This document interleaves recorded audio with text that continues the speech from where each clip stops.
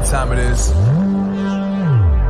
Marvin Devine, Hoover, Axel,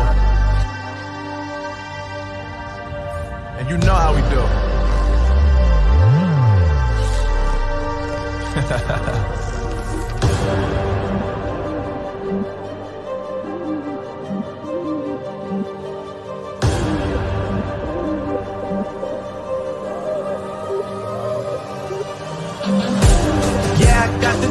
Yeah, I got the juice. Big game cool, make them look like cool. Always play cool, that's the biggest rule. Forget what they doing, keep on doing.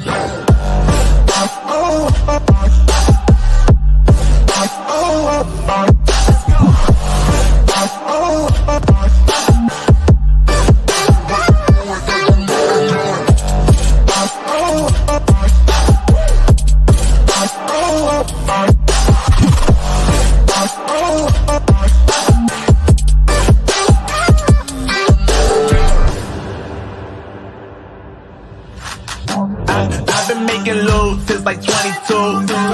Ask me how I made it right here in the booth. I'm always pursued cause of what I pursue. That's greatness, yeah, I gotta make it, I got things to lose. Boy, wanna get in my crew, but you can't get in my crew. Me, Axel, and Huber, way too fireable. When this joint drop, better call the truth. And when you hear the drop, better raise the roof. Better raise the roof.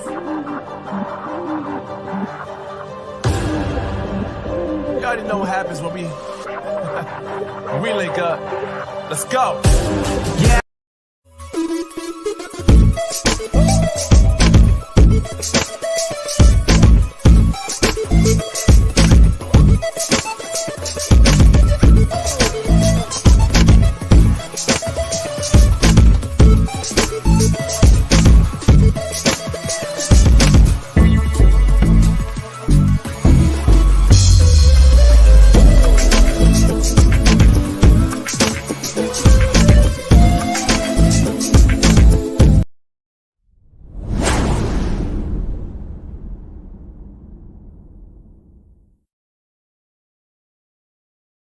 Y'all ready for this? Yeah.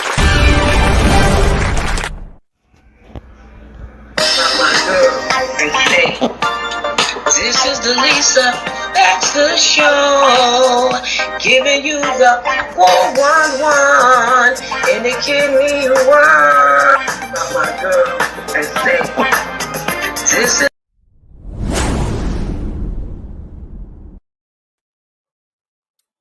What is so hard about wearing your mask? I don't know how many signs they're going to put up and what they're going to say or do. Wear your mask. I told you once and I told you twice. I said wear your mask. This is not funny. You are not doing the distancing thing. You're having too many gatherings and too many parties. You just want to be jacked up, don't you?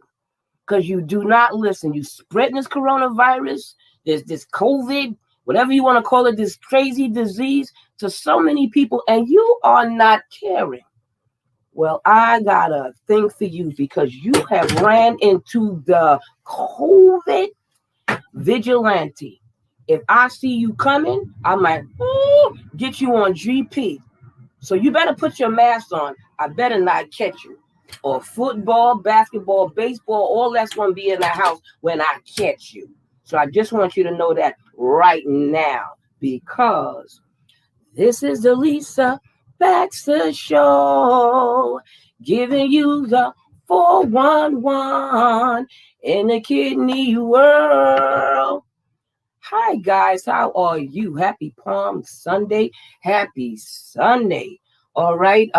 Let me give you your scripture early. Blessed is the man that walketh not in the counsel of the ungodly, nor standeth in the way of sinners, nor sitteth in the seat of the scornful. But in his law doth he delight himself in the Lord, and in his law doth he meditate day and night. He shall be like a tree planted by the rivers. that bringeth forth fruit in the season. Well, I wanted to give you that. I also want to say thank you to everybody that prayed for me during this coronavirus COVID situation that I did not ask for, that I got. All right, I'm still working on it, still dealing with it. My breathing is better. I'm not feeling all the way up to par. I'm having some bad back and muscle spasms right here. I must have rubbed 50 creams on. But we're gonna get to our show, and I just wanted you to make sure that you take care of yourself. You gotta invest in these things right here, where you charge your phone when you're out in the street and your batteries is running down, but you have charged these things to charge your phone. This is very good to bring up your air and your oxygen. I have to do it a lot. All right. And they gave me some fusion at the hospital that helped me to kick this and keep my kidney going. You know what I mean? And I had to get a vaporizer. I had to get something to touch my oxygen and test my pulse and stuff like that. And I just wanted you to know, this vaporizer was really good. And it's still blowing over there. All right. So I just wanted to tell you those kind of things, because you need so much to take care of yourself sometimes. And you need your family, your friends, your community. You need every drop of prayers. And you guys rock. When I say y'all family, child, y'all family. Now let's get into this show right here. Excuse me, while my back is still holding up and while you're still looking so wonderful out there. I have an excellent guest. The man is a blessing. Woo! I met him as a teenager, and I still know him to this day at 58 years old. He is a former congressman. He's a former congressman of the United States of Congress. How about that? And I want to welcome him to the show because he's a community man. He's still working no matter what. He's still trying to help, and he's still trying to make a difference, even though he doesn't carry that office anymore. But we respect him, and we still call him Congressman. What I'm going to tell you, okay? What am I going to tell you? He's involved. Well, right now, I am going to welcome Congressman, or former Congressman, Edolphus Towns. Woo-hoo! Welcome to the Lisa.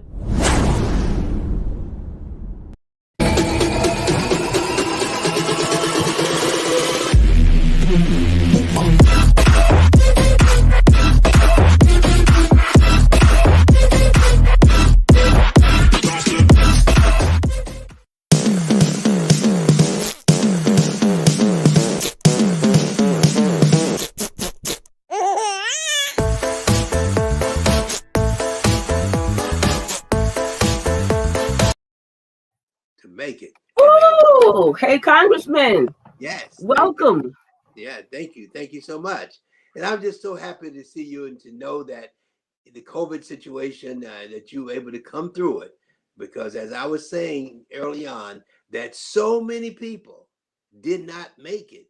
And to see into the fact that you were able to make it, I just thank God for it. And to know that that voice of yours will continue to be out in the community, making a difference in so many ways. We need you. We need you. We need you desperately, because let's face it, we need to have a voice now to be able to say what needs to be said. When you look at what's going on in this world, that they're trying to suppress our vote, they're just trying to do all these different things to make certain that we get discouraged and not to come out to vote. But I got news for you. I think that people in the minority community in particular, especially the Black community, is saying, whatever you do, we're not going to stop voting. We're going to get out there. The fact that you're not going to give me any water, it becomes, in the state of Georgia, that becomes illegal to give a person a bottle of water if they're in the line to vote. I mean, all that kind of stuff, just to sort of discourage people and to be able to create long lines so that they would get out of the line without voting. Well, I want you to know that what they're doing, based on my views and my feelings and the people I'm talking to, they're just encouraging us, because we're saying that enough is enough, and we're not going back to where we were when you had to take an exam to pass, to be able to vote and all those kind of things. And there were some of the exams could not be passed because the question that they were asking, nobody could answer them. I never forget my grandfather telling me about how they used to ask him about how many ears of corn in a bushel, and before he could vote, and he would say that they asked him all these different questions, and he never had the opportunity to vote. He finally, they said, you passed, and when they said that, my grandfather became ill, and before the next election came around, my grandfather was dead. So he never had the opportunity to vote. So I tell you, I go to the polling site. I don't only go to vote for my favorite candidate. I go to vote for my granddad and all those granddaddies down through the years who never had an opportunity to cast their vote. And to say to my granddaddy, I want you to know that I was able to serve in the United States Congress for 30 years because of the fact that people decided to come out and vote in big numbers. So I go to the poll with a big smile on my face because of the fact that things have now changed. But they're trying to roll back the clock. But I'll be honest with you, I don't think the people are going to allow it. And I'm excited about the things I'm hearing that we're going to keep moving and keep marching and doing what we need to do in order to cast our vote. So voices like yours, Lisa, I think it's just so important in this day and age, more than ever, to be able to have folks like you that fully understand and recognize that together we can make a difference and we can bring about a change. And I'm happy to be on your program and to know in terms of the kind of work that you've been doing and the things that you've been doing, especially in the healthcare field. Healthcare is so important. And you understand that and been able to voice it for many of our friends and talking about the importance in terms of wearing a mask and talking about the importance of washing your hands and doing all the kind of things that sort of keep us moving and keep us healthy. So I thank God for you and what you're doing because today more than ever, we need it. And I work in a community. Yeah, in fact, I live in, of course, in Cypress Hills, East New York. And that's a community that has been neglected when it comes to some healthcare matters. There's, the fact that people, for some reason, have not gotten the kind of service in those areas that we feel that they should have gotten. And so we're fighting to be able to get that. And we have this organization called Rise Up, Dreyfus and Call, and then yeah.